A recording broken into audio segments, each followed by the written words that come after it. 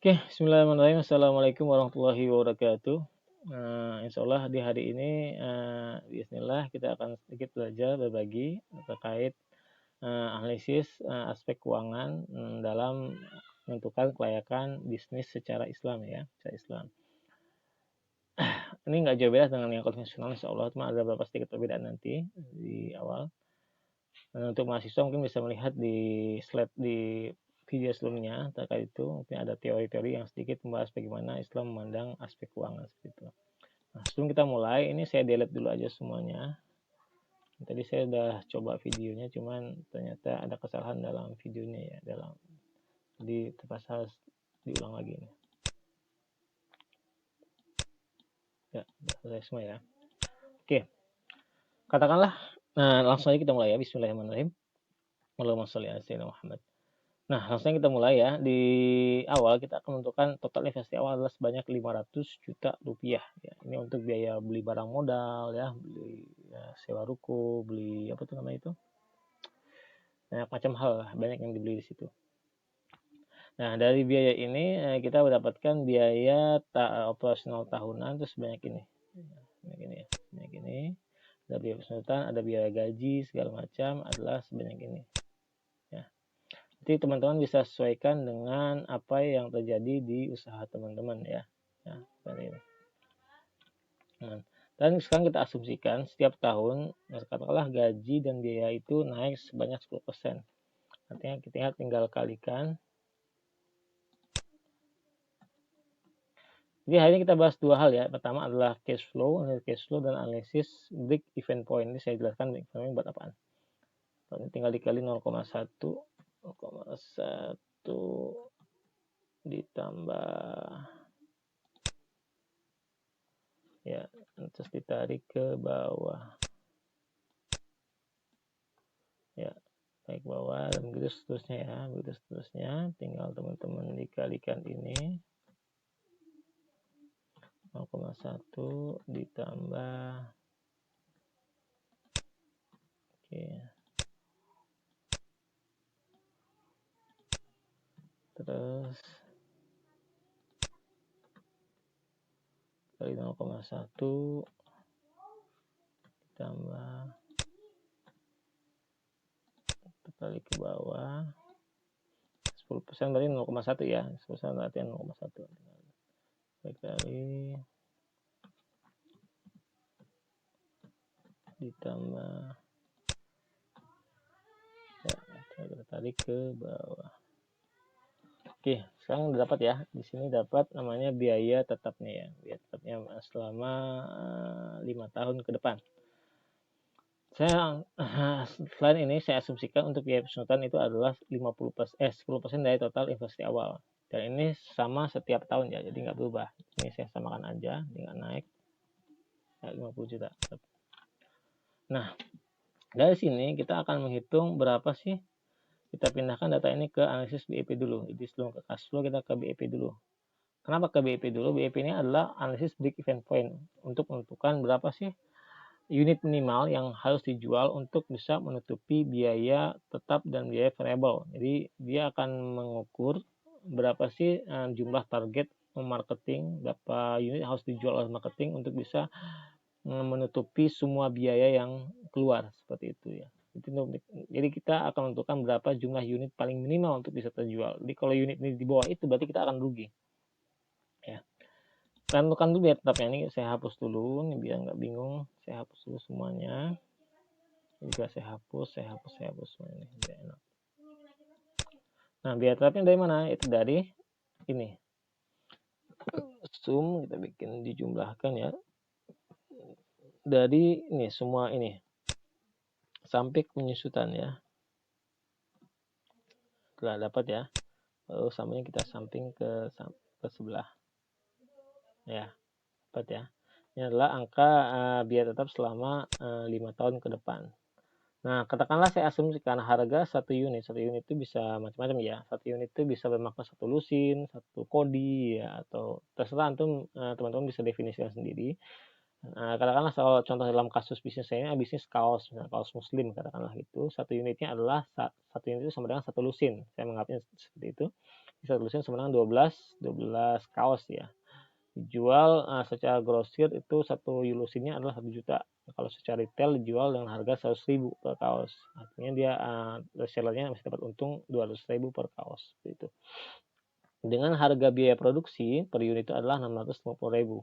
Jadi makin besar skala industri teman-teman, biasanya biaya HPP-nya itu biasanya harga pokoknya masa lebih kecil ya. Jadi makin skalanya makin rumahan biasanya makin besar seperti itu. Itu kita masukkan ke dalam biaya variabel. Biaya variabel. Lalu kita tentukan berapa unit BIP-nya. Jadi tinggal kita biaya tetap. Rumusnya adalah biaya tetap untuk mengetahui jumlah minimal ya, untuk bisa menutupi biaya untuk semua biaya yang keluar ya. Berarti biaya tetap tadi ya dibagi bikin dalam kurung dulu harga dikurangi dengan biaya variabel sama dengan 516 unit ya. Artinya ini juga bisa teman-teman ubah harganya ya. Misalnya ternyata dengan biaya seperti ini kayaknya saya harus naikin harga deh gitu. Kayaknya nggak bisa nutupin lagi, itu juga bisa. Nah, ternyata di tahun ini ternyata saya hanya bisa menjual seperti 500 unit. Jadi saya harus bisa menambah harganya. Itu harganya saya naikin. Misalnya naikin katakanlah karena biaya variabelnya naik, misalkan harga bahan kaos naik jadi 700.000 katanya contoh ya. 700.000 berarti saya harus tambah jualnya 602, sedangkan tenaga marketing saya nggak mampu untuk menjual sebanyak ini, makanya harganya naikin katakanlah sejuta 25.000 misalnya kan. Nah, dia dapat lagi angka 555, ini bisa turun lagi seperti. Nah ini ya, ini pentingnya BIP di sini, dia bisa menentukan berapa harga yang harus kita jual, berapa juga unit unit minimal yang harus kita jual untuk bisa menutupi semua biaya ya. Ya, ini saya kembalikan lagi biar datanya sama dengan sebelumnya. Nah, ini saya kembalikan lagi datanya. Maaf salah, 10 juta salah tulis. Oke, ya. Sudah kembali benar, kita tarik ke bawah. Nah, nanti ketemu ya, ini adalah unit minimal yang harus bisa dijual untuk bisa menutupi semua biaya yang ada. Selanjutnya, namanya kita bisnis pasti pengen untung ya. Nah, makanya kita bikin estimasi di sini. Oh, ternyata di tahun pertama ini karena bisnisnya masih awal, kira-kira saya hanya bisa menambah 40% dari unit minimal BIP. Didapatlah angka 722 unit. Jadi karena dia mendapat untung ya. Ini bisa kita targetkan berdasarkan estimasi kemampuan SDM yang ada dengan respon pasar yang bagaimana, itu bisa kita definisikan sendiri. Nah, makin banyak biasanya makin bagus. Nah, kalau sudah terdefinisi seperti ini, kita bisa maksudnya itu bisa mengalihkan dengan target. Kalau ini kan banyak banget ya, kita gimana jualnya sebanyak ini gitu kan. Jadi kalau kita punya tim yang bagus, kita bisa kita definisikan target penjualan per harinya berapa sih. Nanti kalau kita bagi, ini adalah target tahunan ya, ini target tahunan yang harus terjual dibagi dengan 365 hari. Berarti dia cukup menjual 2 unit per hari. Ya, kan terasa lebih ringan ya. Dan terus begitu. Makin tahun kan makin solid biasanya timnya. Nah, itu bisa menambah sampai 3,2. Berarti kalau kita lihat secara tahunan, ini sedikit sekali peningkatannya ya. 2,2 per hariannya ya. Paling cuma 3,2 unit ya. Peningkatannya sangat sedikit. Seperti itu. Ya, ini tergantung teman-teman. Teman-teman bisa nambahkan jadi 90% terserah, atau bahkan 100% peningkatannya itu juga bagus. Katakanlah nih saya pengennya 100% gitu ya, 95% lah gitu. 3,3 cuma nambahnya per hari ya, sedikit sekali ya, sedikit sekali kalau kita hitung per hari ya. Nah, udah dapat angka ini, baru kita kembali ke analisis cash flow. Nah, baru kita tentukan di sini berapa sih yang harus kita jual selama di tahun pertama. Dapat angkanya ya, 722 unit. Berarti 722 dikali 1 juta. Harga per unit kan 1 juta ya. 1 juta. Oke. Dan kita ini terus, maaf ini adalah kesalahan. Ini kita kalikan 1 juta lagi.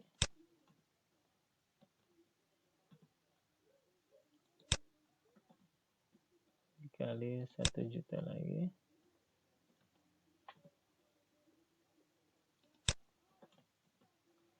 dikali 1 juta. Ini dikalikan 1 juta. Oke. Itu adalah dapat target selama 5 tahun ini ya.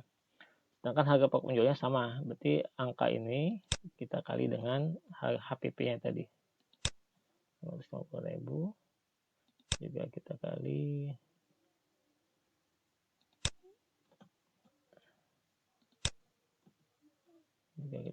ya.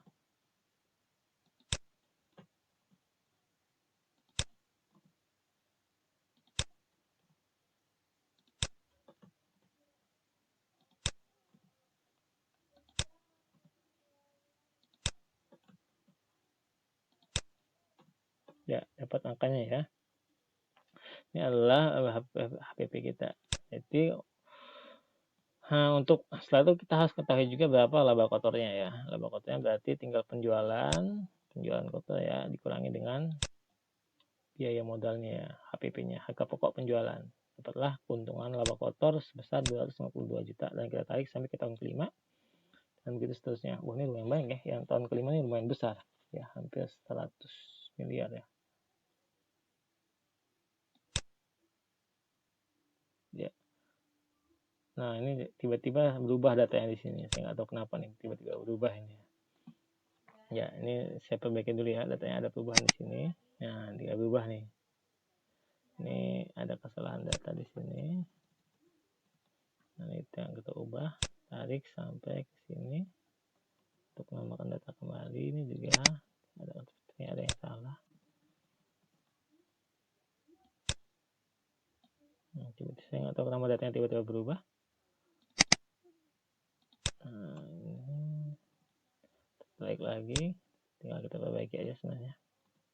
Oke, dan ini terakhir.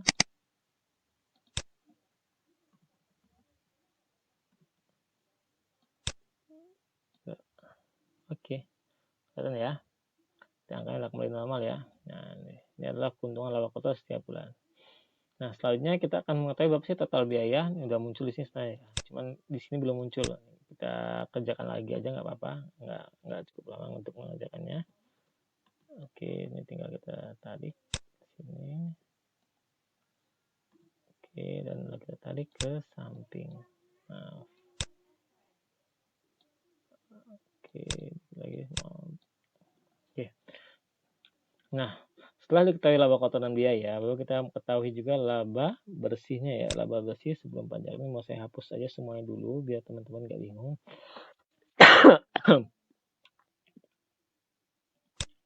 Berarti kalau laba sebelum pajak berarti laba kotornya dikurangi dengan biaya.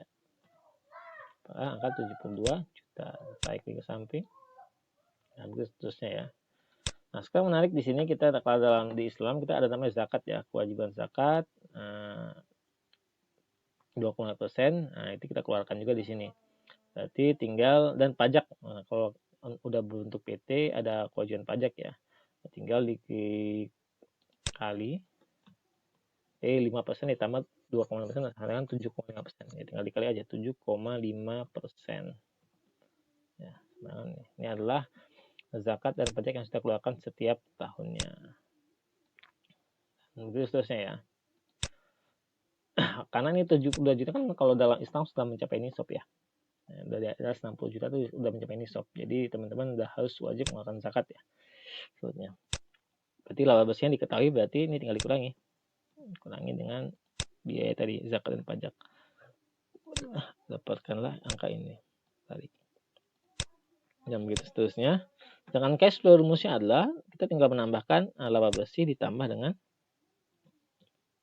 biaya penyusutan. 116 juta rupiah. Tarik. Dan selesai. Ini adalah analisis cash flow dan DP sudah selesai. Sudah kelihatan ya. Demikian, ini video pertama saya. Selanjutnya tetap stay tune di sini. Kita akan masuk ke video kedua di analisis payback period. Oke, terima kasih. Wassalamualaikum warahmatullahi wabarakatuh.